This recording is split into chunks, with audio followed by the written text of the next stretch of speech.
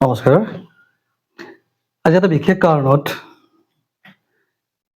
আজি সাংবাদিক মেলৰ দ্বাৰা কিছু কথা মই ক'ব আৰম্ভ কৰিছোঁ। বিশেষ কৰি কিছুদিন আগতে মুছলপুৰ পৰিষদৰ সমষ্টিৰ MCLA তথা EM ৰাকেশ ব্ৰহ্ম ডাঙৰীয়াই মাটি সংক্ৰান্তত MP নৱকুমাৰ শৰণীয়া, ঘনশ্যাম দাস আৰু জন দাস সম্পৰ্কে মুকলিভাৱে তেওঁ দুই তিনিটা বক্তব্য ৰাখিছে। তেওঁৰ এটা কাউণ্টাৰ দিয়াৰ কাৰণে আজি দেৰিকৈ হ'লেও এইটো এক নম্বৰ কথা।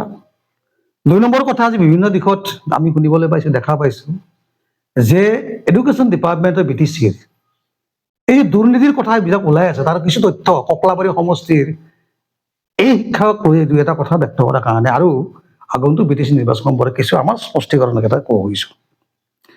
মই যে সাংবাদিক মেলৰ জৰিয়তে মই ৰাকেশ ব্ৰহ্ম ডাঙৰক ক'ব খোজো, প্ৰথম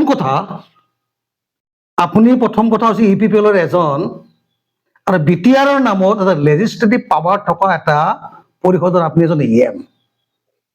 আপোনাক নীতি শিক্ষা দিয়াৰ অধিকাৰ মোৰ নাই বা ক'ব পৰা মোৰ কেপাচিটি নাই, কিন্তু শালীনতা আৰু এজন EMৰ কেনেধৰণৰ প্ৰেছ বিবৃতি হ'ব লাগে প্ৰথম আপুনি জানি ল'ব লাগে।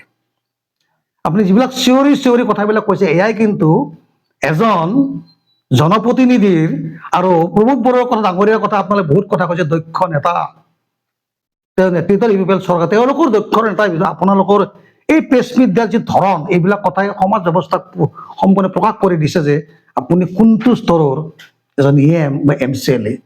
আপোনাক আমি নীতি শিক্ষা দিয়াৰ আৱশ্যকতা নাই, কিন্তু আমি একো নাজানো যদিও এইখিনি শিষ্টাচাৰ সাংবাদিক মেল বা কেনেকে মানুহক প্ৰকাশ কৰিব এইখিনি আমি জানো। এতিয়া মোৰ কথাটো এনেকুৱা কথা, মই আজি সাংবাদিক মেলৰ জৰিয়তে ৰাকেশ ব্ৰহ্ম ডাঙৰীয়াক মই অপেন চেলেঞ্জ কৰি দুটা কথা ক'ব খোজো। এনেকে দুখন কাগজ লৈ যে আপুনি কৈছে জন দেশৰ মাটি সম্পৰ্কে খুব আটা পাৰি থাকে, বকি থাকে, আমাৰ চৰকাৰে কি দিয়া নাই, মাটি কি দিছে, এই কথা দাঙি দিছে।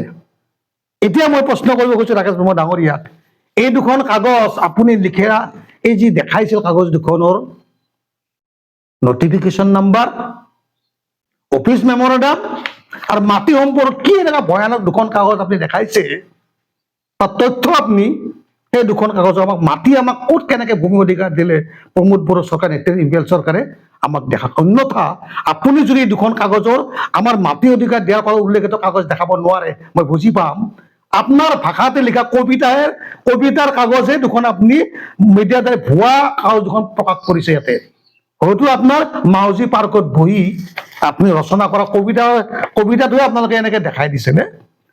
যদি প্ৰমোদ বড়ো ডাঙৰীয়াই যদি BTCত বসবাস কৰা 22 লাখ ৰাইজৰ মাটি অধিকাৰটো যদি সম্পূৰ্ণ দিছে, তাৰ এই কাগজ দুখনৰ নটিফিকেশ্যন বা অফিচ মেমৰেণ্ডাম বা চাৰ্কুলাৰখন সম্পূৰ্ণ নাম্বাৰ সহকাৰে আমাক প্ৰভাইড কৰক। আমি বুজি পাম তেতিয়া যে হয় EPPL চৰকাৰে মাটি অধিকাৰ আমাক দিছে।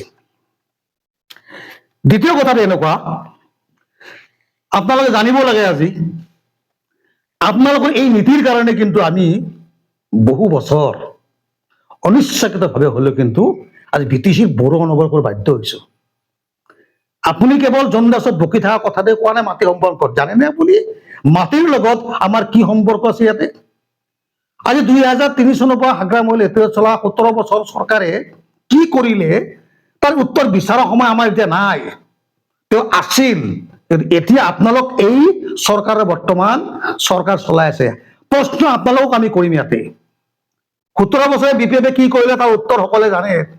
এই বিগত 4.5 বছৰত BTCত বসবাস কৰা অনাবৰা মানুহৰ ভূমিৰ অধিকাৰখিনি আপোনালোকে কি কৰিলে? ইয়াতে কেৱল আভুৱা কথা কৈ কেনে, ভূমিৰ অধিকাৰ দিয়া কথা কৈ কেনে আপোনালোকে কয়